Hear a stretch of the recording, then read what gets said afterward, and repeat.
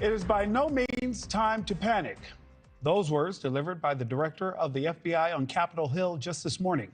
But while Christopher Wray and the Secretary of Homeland Security urged vigilance, they also painted a grim picture of the threats facing Americans overseas and right here at home. NewsNation's Joe Khalil is live on Capitol Hill. And Joe, what are the most immediate concerns you learned today?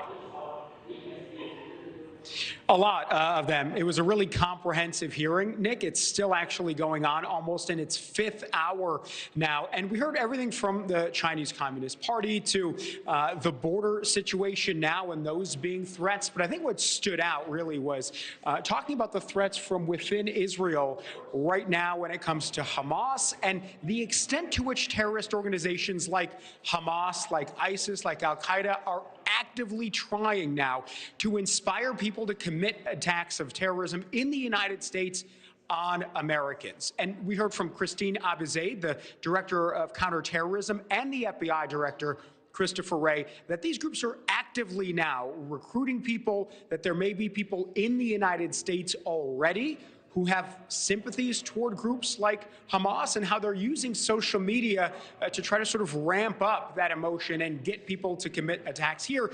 And the big concern they have is that it doesn't take a whole lot. It's not a big group. Sometimes it can just be one, two, a small group of people to successfully harm American lives.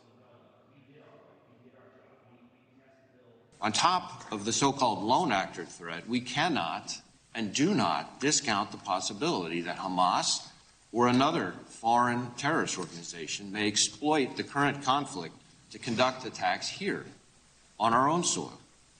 We have kept our sights on Hamas and have multiple investigations into individuals affiliated with that foreign terrorist organization.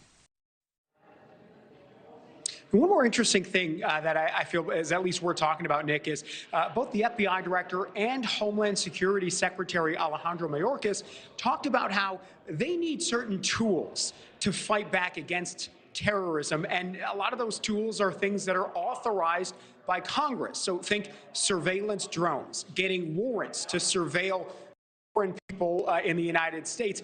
Now, they need to be reauthorized, and right now they are not. And there is some controversy. Some members of Congress think that the FBI has abused its power when it comes to what they call FISA warrants, or things where they would be allowed to surveil foreign citizens, or even some cases American citizens. And so there's concern that those things won't be renewed in this moment now, when you have the threat from Hamas and from others.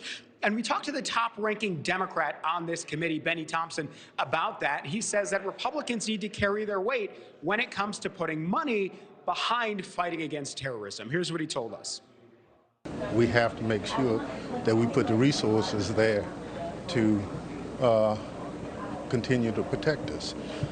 A lot of my colleagues tend to talk tough, but when it's time to approve the resources to protect us, they vote against it. And so that's my real concern.